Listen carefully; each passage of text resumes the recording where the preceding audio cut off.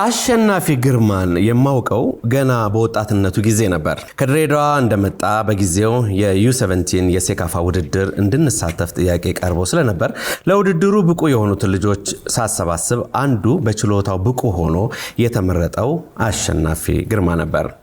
በወቅቱ አሸናፊ ቀጠን ያለ ነገር ግን እግር ኳስ የሚጠይቃቸውን ሁሉንም መስፈርቶች ያሟላ ስለነበር የዩ17 ብሔራዊ ቡድን አባል ሆኖ ተመርጦ ነበር ብሎ ከመጽሐፉ ጀርባ ምስክርነታቸውን የሰጡት ኢንስትራክተር ሰውነት ቢሻው ናቸው።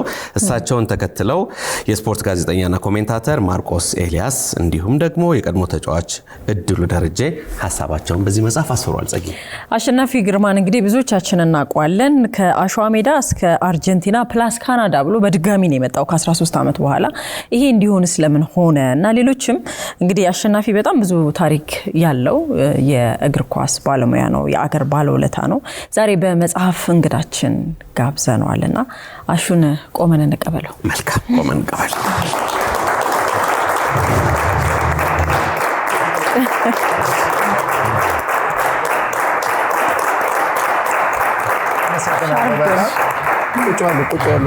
አመሰግናለን። መልካም አሸናፊ ግርማ በድጋሚ እንግዲህ እንኳን ደህና መጣ እንላለን። እንኳን ደህና ቆያችሁኝ። መልካም ከዚህ በፊት የመጽሐፍ እንግዳችሁ ስላረጋችሁኝ ከልብ አመሰግናለሁ። በኢቢኤስ ቲቪ ስም እኛ በጣም ነው የምናመሰግነው። ከዚህ ቀደም የሻይ ሰዓት ላይ እንግዳችን ሆኖ ቀርቧል። ዛሬ ደግሞ ከመጽሐፍ ጋር ያሉትን ሀሳቦች እንጋራለን። ደስ ይለኛል። ያው ቤተሰብ ሆነናል።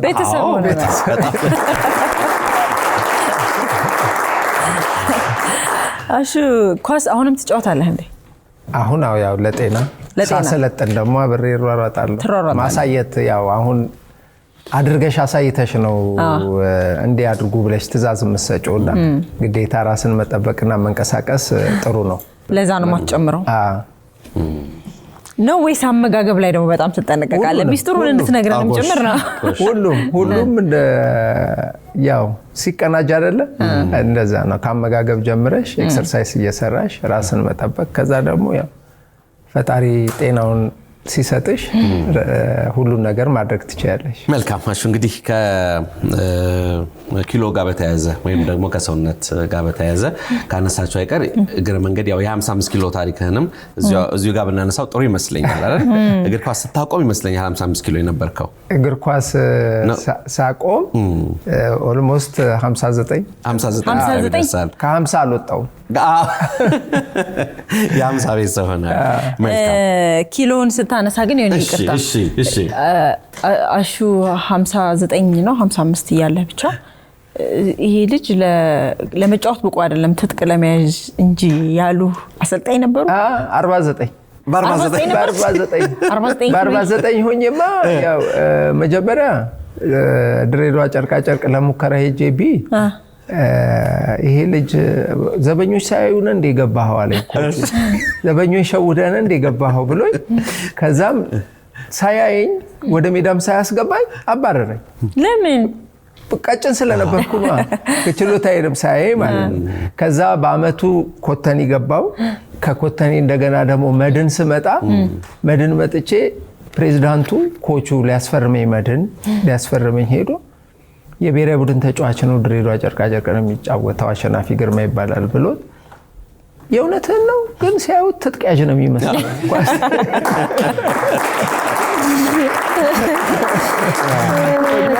ትጥቅ ያዥ ነው የሚመስለው ነው ያለውና ጸጊ ልክ ነሽና በቅጥነትህ ብዙ ጊዜ ብዙ ጣውረዶ ይታያል። ግን በርትተህ ተስፋ ካልቆረጥ በርትተህ ከሰራ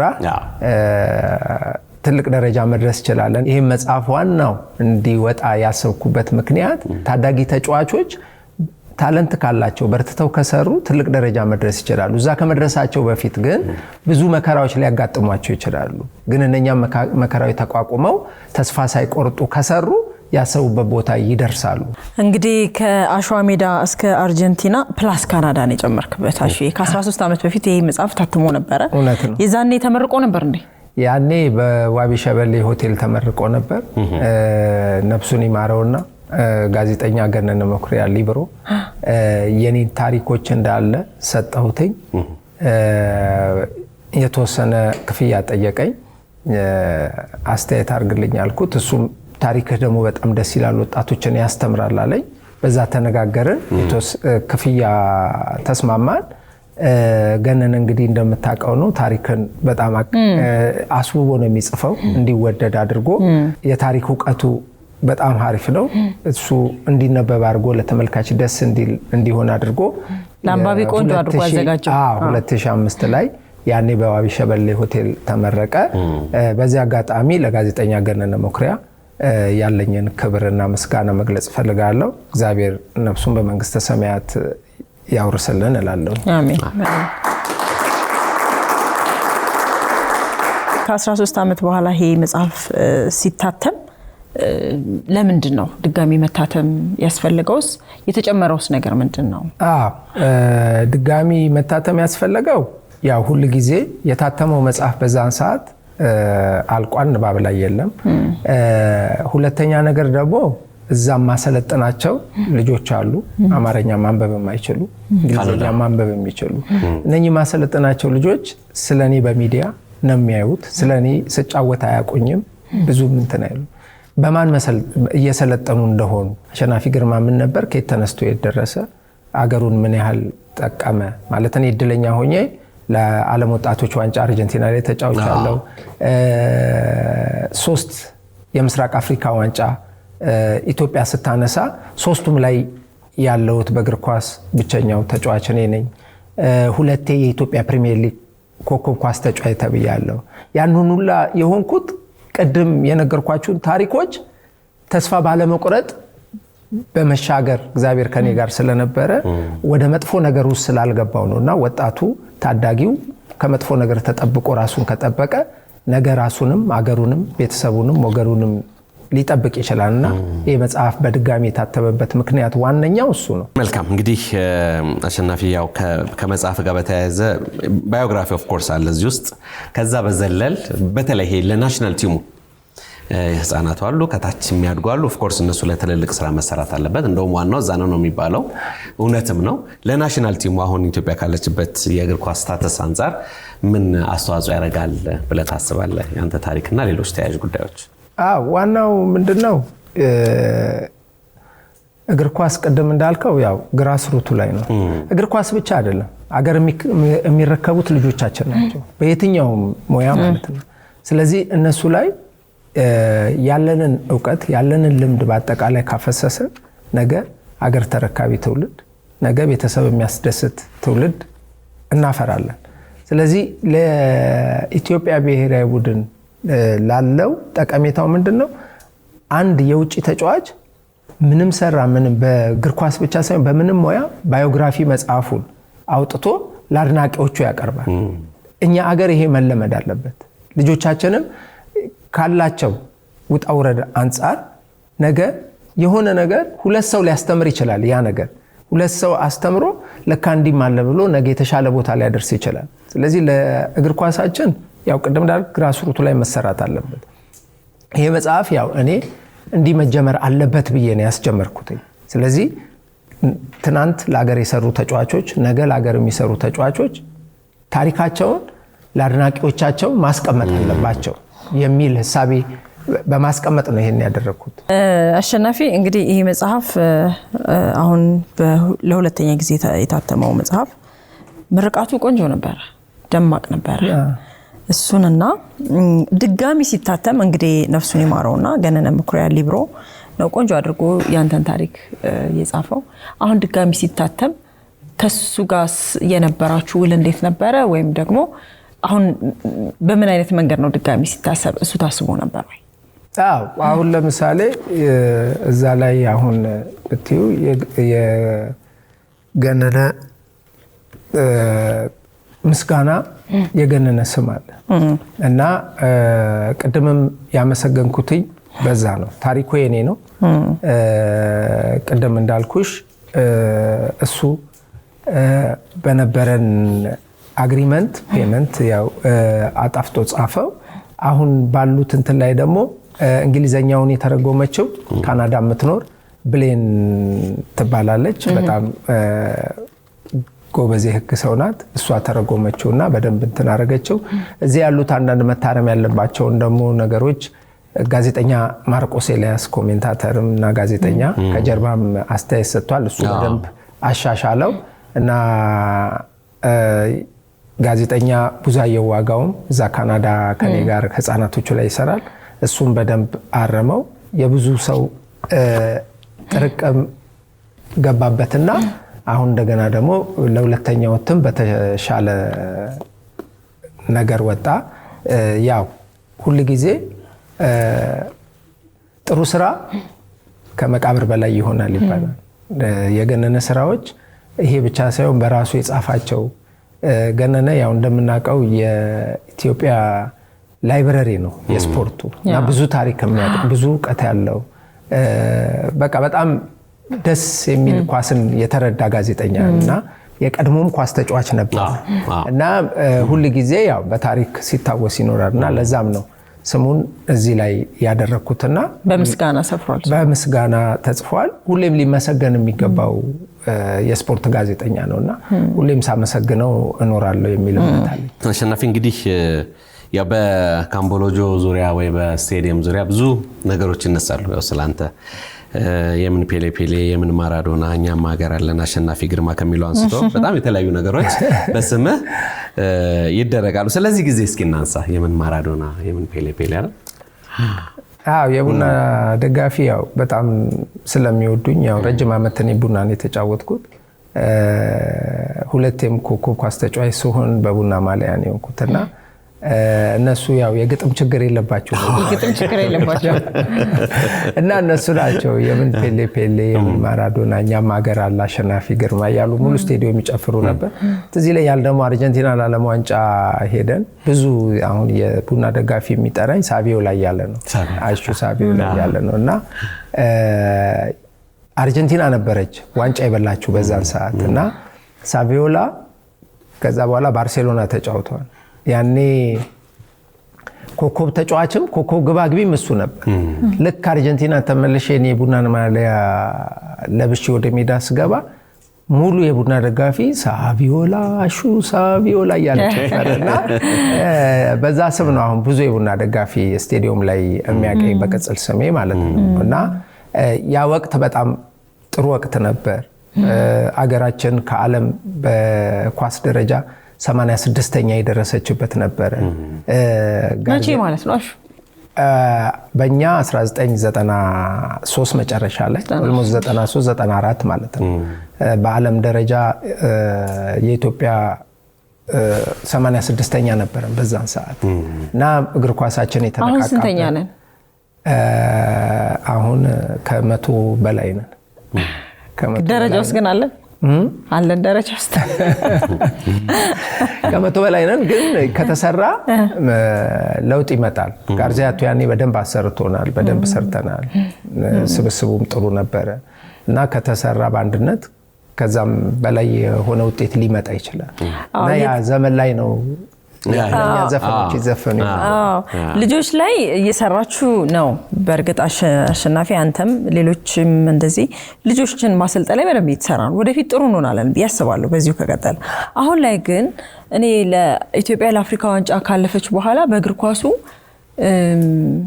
አላቅም ይሄ ነው የሚባል ደረጃ የቱ ጋር እንዳለንም ስለማላቅም ምን ላይ ነን አሁን? ማለት ያው አሁን እየተሰራ ነው ግን ያው ያለው ነገር ብዙ ውጤታማ አይደለንም። አሁን ለአፍሪካ ዋንጫ ራሱ የማጣሪያ ውስጥ ገብተናል። አሁን አለን ከምድቡ ስለመግባት እና ያ ባስመዘገብነው ውጤት ነው እንደዚህ ድልድል ውስጥ የምትገባውና ያው መሰራት አለበት የሚል እምነት አለኝ። አንድ ቀን እንዲሆነ ይላል ገጽ 124 በጣም ኢንትረስቲንግ ታሪክ ነች። እንዲሁ ጨረፍ ላርጋትና ጥቂት ነገር እናወራባታለን። አንድ ቀን እንዲሆነ የሀብታም ልጆች የሚባሉ አሉ። ከኛ ጋር መቋቋም ስለሚቸግራቸው የዚያን ቀን ድርድር ጀመሩ። ዳኛው ነው እያነጋገረን። ታውቃላችሁ አይደል አለ። እናውቃለን። በኋላ ደግሞ አልገባንም እንዳትሉ፣ እኩል ከወጣን ሪጎሬ ነው አይደል? እንደሱማ ነው። ታዲያ ምን አዲስ ነገር አለ? አጀማመሩን ተነጋግራቸዋል? አጀማመሩ ሲባል እንዴት ነው? በ5-0 ነው የምትጀምሩት? ከየት የመጣ ህግ ነው? በዚህ ካልተስማማችሁ ለነሱ ፎርፌ ነው የምሰጠው ያለ የሚወር ታሪክ አለ። በጣም ኢንትረስቲንግ ነው። ስለዚህ ነገር እስኪ ጥቂት ንገረን። በ5-0 ጀምሩ የሚለው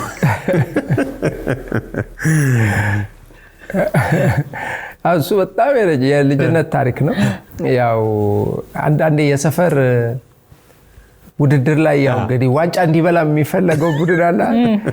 የኛ ቡድን አይለኛ ነበርና ከ5-0 ጀምሩ ተባለ። 5-0 የኛ ቲም እየተመራ ማለት ነው። አንድ ሲያገቡ 6-0 ሊሆን ነው ማለት ነው። ይሄ እንግዲህ የልጅነት ታሪክ ነው። በጣም የልጅነት ኢንትረስቲንግ ነው። እና በቃ አሁን በቃ እኔ እንዳውም ደስ ያለኝ ምንድነው በቃ እነኚህ ነገሮች አስታውሼ ጽፌ መያዜ ምናምን ደስ ይለኛልና በጣም ሲያነቡት በተለይ በዛን ዘመን ያደጉ ልጆች ሲያነቡት በቃ የሚያውቁት ነገር ነው። ይሄ በርሜል የምንገፋው ኳስ ለማየት አሁን ያኔ ኳስ እንግዲህ ወይ ቀበሌ ነው የምታየው ወይ አካባቢ ላይ አንድ ሰው ወይ ሁለት ሰው ነው ቴሌቪዥን የሚኖር። ያንን እንዲያስገቡ ቅድሚያ ስራ መስራት አለብን እና እኛ በበርሜል ውሃ ነበረ መንገፋው እና መከራ ነበረ ያንን በርሜል ውሃ ለማስገባት። ዳገት ላይ ወይ በርሜሉ ሀዲድ አለው ድሬዳዋ ዮኒካው ዳገት ላይ ከሆነ ሊያመልጥህ ይችላል። ካመለጠ ወይ ሰው አጥር ውስጥ ነው የሚገባው። ስንት መከራ አለ ኳስ ለማየት ማለት ነው። እነዛ ካናዳ ማሰለጥናቸው ልጆች የኔም ልጆች ምናምን ሲያዩ በጣም ነው የሚስቁ። እንዴት ይሄን ሁሉ ነገር ይደረጋል ብለው ማለት ነው። እና በባዶ እግር ስጫወት ምናምን ባዮግራፊን ሲያዩ ምናምን በባዶ እግር ተጫውተን ነው እዚህ ደረስከኝ ይላል ልጆች የራሱና ያኔ የከፈልነው ዋጋ ለኳስ ብለን ቀላል አይደለም። እና እግዚአብሔር ደግሞ ፈቅዶ ትልቅ ደረጃ ደርሼ እኔ በጣም ነው ምኮራው ማለት በቃ ለሀገሬ ለብሔራዊ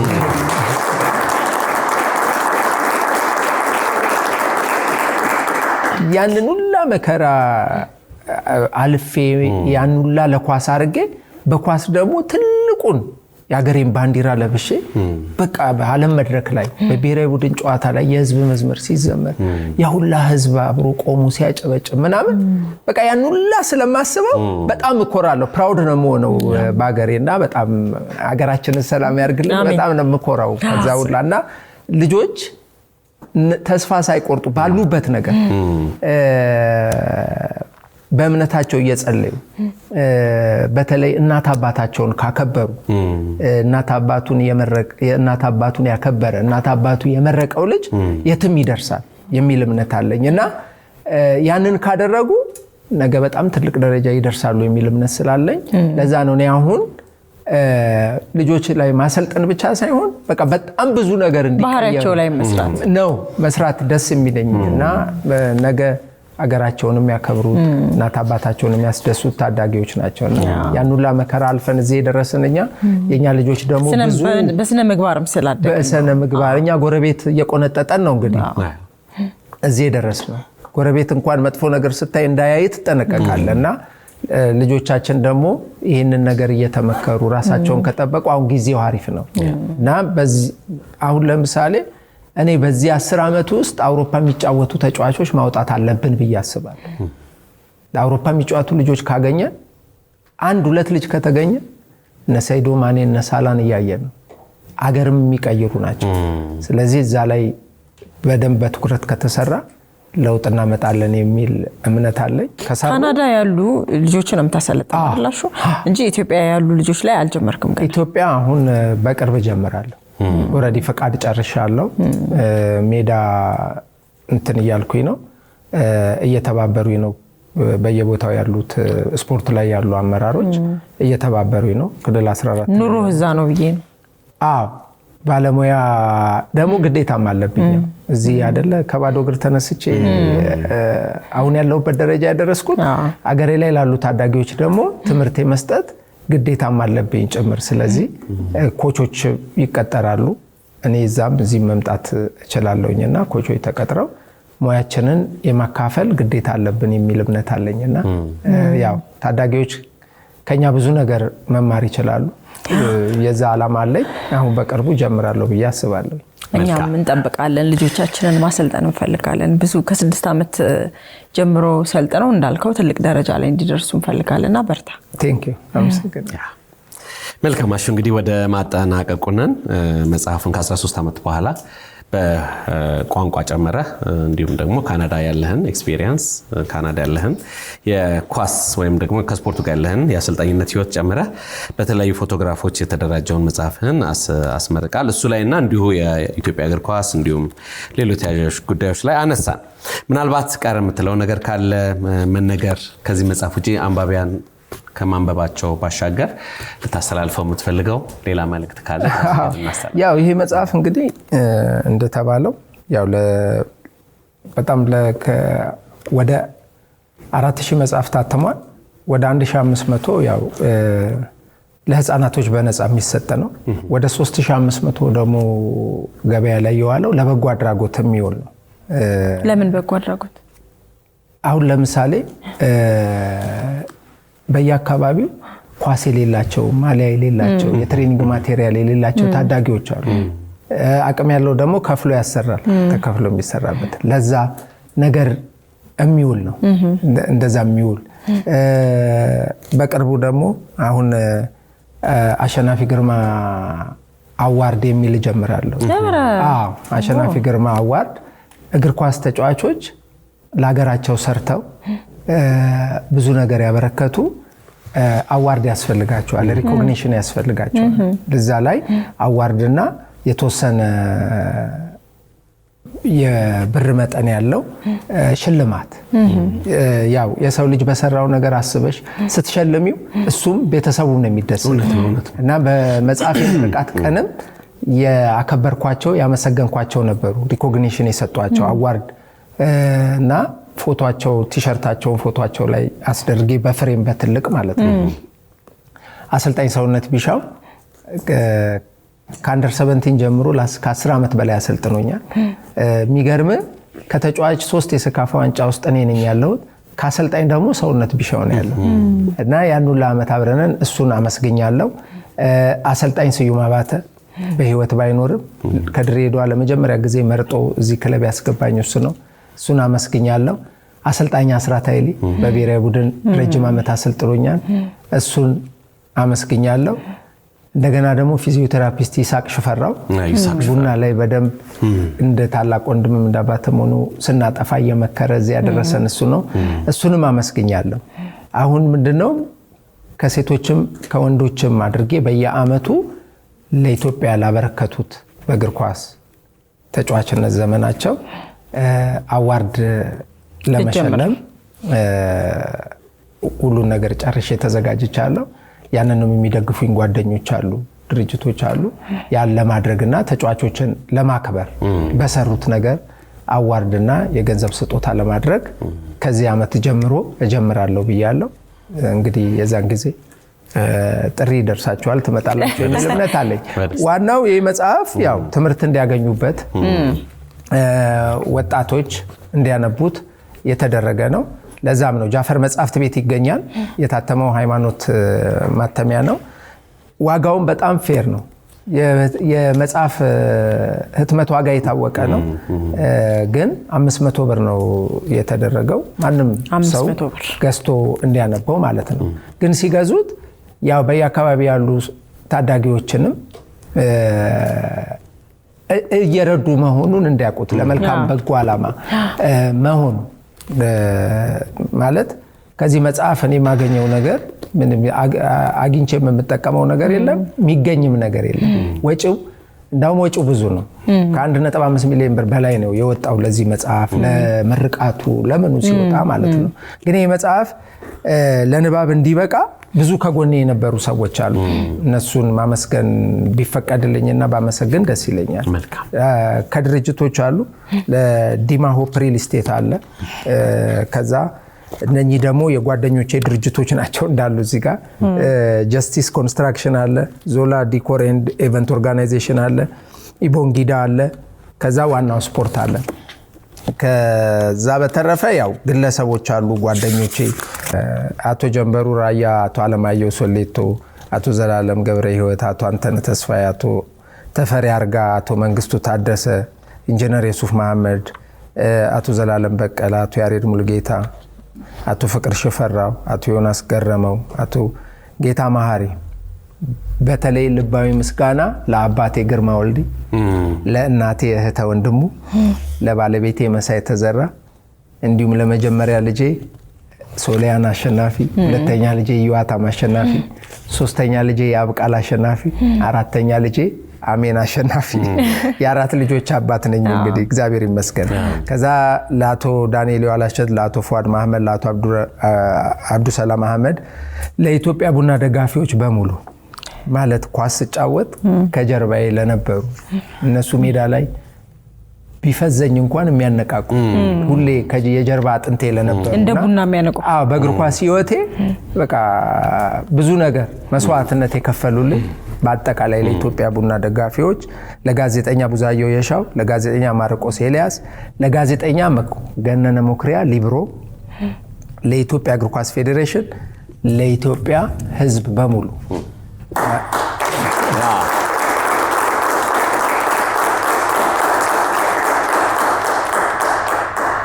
የኢትዮጵያ ህዝብ ያው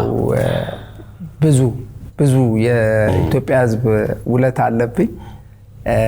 በተቻለኛ አቅም በህፃናቶቹ እክሳቸዋለሁ የሚል እምነት አለኝ። ምክር በመስጠት በማሰልጠን አገራችን ኢትዮጵያን እግዚአብሔር ሰላም ያርግልን፣ አሜን አሜን፣ ፍቅር ይስጠን። እግዚአብሔር ከፈቀደ ደግሞ ከ6 ወር በኋላ ከካናዳ ማሰለጥናቸው ልጆች ልምድ እንዲለዋወጡ እዚህ መተው ከኩዮቻቸው ጋር እንዲጫወቱ ይዘን ለመምጣት እዛ ካሉ ፓረንቶች ጋር እንቅስቃሴ ላይ ነን። እዚህም ከአየር መንገድና አንዳንድ ከሚመለከታቸው አካሎች ጋር እየተነጋገርን ነው። እግዚአብሔር ይረዳናል። እግዚአብሔር ከፈቀደ ከልጆቻችን ጋር እንግዲህ እዚህ ስቱዲዮ እንመጣለን። በደንብ እሱ እንግዲህ እንደገባን ከሆነ ካናዳን የውሃ መንገድ ነው ያረከው ማለት ነው። እዚህና እዛ እያልክ ነው። ምክንያቱም ስራ መሰራት ስላለበት የግድ ነው። ቶሎ ቶሎ መምጣት አለበት። ቶሎ እየመጣ ነው። ይሄ መጽሐፍ እንግዲህ ከአሸዋ ሜዳ እስከ አርጀንቲና በጣም ብዙ ታሪኮች አሉት። አሸናፊ ወደ እግር ኳስ ዓለም ከመግባት አስቀድመ ያሉ በጣም አስቂኝና የሚገራርሙ ታሪኮች አሉበት። ሁላችሁም እንግዲህ ገዝታችሁት አንብቡት ነው የምንለው። አሹ ስለመጣ በጣም አድርገን ነው የምናመሰግነው። ስለነበረን ጊዜ እናመሰግናለን። እኔም በጣም አመሰግናለሁ። ያው እንግዲህ እግር ኳስ ጨዋታ ቲምወርክ አይደል? ሁሉ ጊዜ እንደምለው የእናንተም ስራ ቲምወርክ ነው። ስለዚህ ለህዝብ በአማረ ሁኔታ ደግሞ እንዲቀርብ ሁሉ ጊዜ ኢቢኤስ በመኖሩ ያው ሁላችንም ህዝብ ጋር እንድንተዋወቅ እየሆነን ነው። ጋዜጠኞችም ለሀገር የሰሩት ሰዎችን ከህዝብ ጋር በማስተዋወቅ ትልቁን ሚና ትጫወታላችሁ። ያው በቅርቡ የጣቢያው ባለቤት አርፏል። የተሰማኝን ልባዊ ሀዘን በዚህ ለመግለጽ እፈልጋለሁ። ነፍሱን በመንግስተ ሰማያት ያዋርስልን። እናንተንም ብርታቱን ይስጣችሁ። ከእናንተ ከጀርባችሁ ያሉትን የሚዲያው ባለሙያዎችንም በጣም አመስግኑልኝ። አንዴ በጭብጨባ እናንተም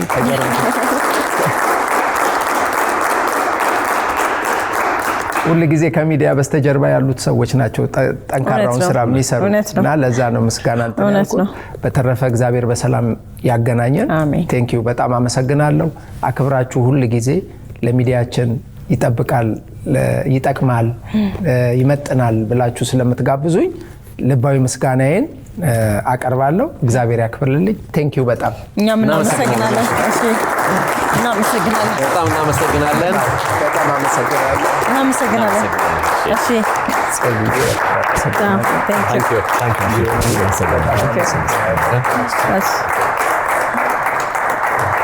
ሻረፍ በሉ።